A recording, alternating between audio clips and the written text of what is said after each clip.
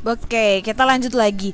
Bagaimana ya pengaturan keseimbangan asam basa di paru-paru? Jadi, pengaturannya itu sistemnya adalah tetap intake output karbon dioksida ya. Jadi, kalau misalnya tubuh sedang mengalami asidosis metabolik ya, frekuensi pernapasan asidosis itu berarti kondisi asamnya tinggi gitu ya, maka frekuensi pernapasannya harus meningkat sehingga menyebabkan eliminasi karbon dioksida yang lebih besar. Jadi kalau pernafasannya itu lebih ditingkatkan lagi frekuensinya gitu ya, itu nanti pengeluaran karbon dioksida akan cepat sehingga kadar asamnya akan menurun. Kemudian kalau keadaannya alkalosis atau keadaannya cenderung basa, berarti kan butuh asupan asam ya, maka frekuensi pernapasan justru diturunkan untuk menyebabkan penahanan karbon dioksida. Jadi pernafasannya frekuensinya lebih diturunkan gitu ya. Oke, kemudian kita lanjut lagi untuk yang di sistem ginjal. Untuk mempertahankan keseimbangan asam basa di tubuh, ginjal itu harus mengeluarkan anion asam non volatil dan mengganti si bikarbonat ini.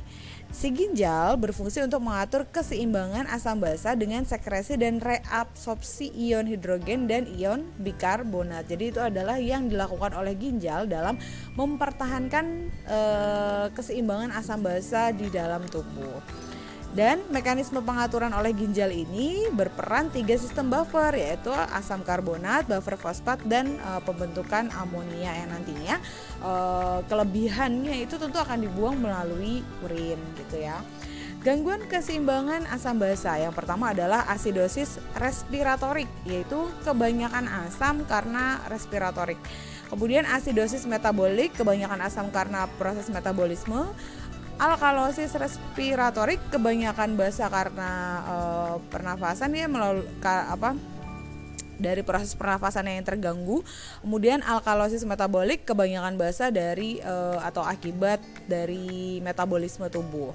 Nah, kita bahas dulu yang pertama, asidosis respiratorik. Asidosis respiratorik adalah keasaman darah yang berlebih karena penumpukan karbon dioksida dalam darah akibat dari fungsi paru-paru yang buruk atau terjadinya pernafasan yang lambat. Jadi karbon dioksidanya banyak yang tertahan sehingga meningkatkan keasaman di dalam darah. Nah, pengobatan asidosis respiratorik itu bertujuan untuk meningkatkan fungsi paru-paru. Obat-obatan yang memperbaiki pernafasan bisa diberikan kepada penderita penyakit paru-paru seperti asma ataupun emfisema. Pada penderita yang mengalami gangguan pernafasan yang berat, mungkin perlu diberikan pernafasan buatan dengan bantuan ventilator mekanik, begitu ya. Jadi orang yang asma itu biasanya mengalami asidosis respiratorik. Kemudian asidosis metabolik. Nah, asidosis metabolik ini adalah keasaman darah yang berlebih ditandai dengan rendahnya kadar bikarbonat dalam darah. Nah, apabila peningkatan keasaman melampaui sistem penyangga pH darah, maka darah nanti akan benar-benar menjadi asam dan tentunya ini akan mengganggu metabolisme tubuh kita.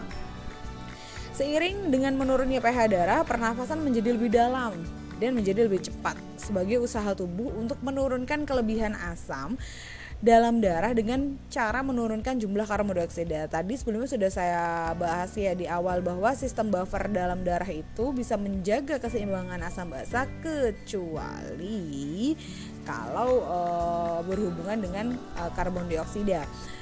Dan sistem buffer dalam darah itu memang harus didukung dengan sistem pernafasan yang baik agar saling menunjang. Jadi kalau misalnya terjadi asidosis metabolik, nanti tubuh itu akan kemudian merespon dengan memperbaiki sistem pernafasannya dengan melakukan pernafasan lebih cepat sehingga karbon dioksidanya lebih banyak dikeluarkan gitu ya, karena memang si karbon dioksida itu adalah zat sisa metabolik juga dari beberapa metabolisme di tubuh. Kemudian asidosis metabolik ini bisa diobati secara langsung bila terjadi asidosis secara ringan. Yang perlu dilakukan itu adalah diberikan cairan intravena ya, dan pengobatan dari penyebab asidosis metabolik ringan ini tadi. Bila terjadi asidosis berat diberikan bikarbonat ya, mungkin secara intravena juga, tetapi bikarbonatnya itu hanya memberikan kesembuhan sementara dan tentunya akan makin membahayakan sistem pertahanan yang lain, yaitu sistem ginjal, karena yang bertugas untuk mengeluarkan kelebihan bikarbonat kemudian itu adalah ginjal. Jadi pemberian bikarbonat untuk kemudian mengobati asidosis metabolik yang berat ini benar-benar perlu perhitungan secara merinci agar tidak membebani kerja ginjal.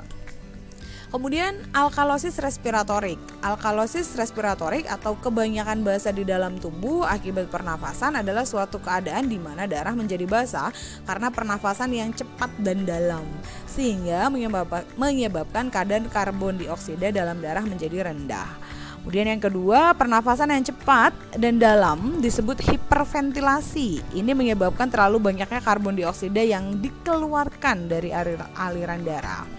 Nah, maka alkalosis respiratorik ini bisa membuat penderitanya merasa cemas ya, dan dapat menyebabkan gatal di sekitar bibir dan wajah. Ini adalah gejala adanya alkalosis respiratorik. Jika keadaannya makin memburuk, bisa terjadi kejang otot dan penurunan kesadaran. Untuk pengobatannya diarahkan untuk memperbaiki ventilasinya agar tidak hiperventilasi, jangan bernafas terlalu dalam dan cepat gitu ya. Kemudian alkalosis metabolik ini merupakan suatu keadaan di mana darah dalam keadaan basa karena tingginya kadar bikarbonat. Alkalosis metabolik terjadi jika tubuh kehilangan terlalu banyak asam. Sebagai contohnya adalah kehilangan sejumlah asam lambung selama periode muntah yang berkepanjangan atau bila asam lambung disedot dengan selang lambung. Nah, maka si alkalosis metabolik ini bisa sampai menyebabkan iritabilitas gitu ya. Otot berkedut, kejang otot gitu ya, atau bisa juga tanpa gejala sama sekali. Bila terjadi alkalosis yang berat, itu bisa terjadi kontraksi atau pengerutan dan spasme atau kejang otot yang berkepanjangan. Biasanya si alkalosis metabolik ini diatasi dengan pemberian cairan dan elektrolit seperti natrium dan kalium ya. Pada kasus yang berat diberikan amonium klorida secara intravenal.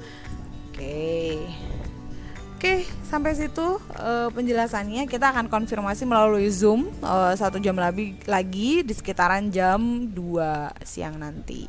Terima kasih.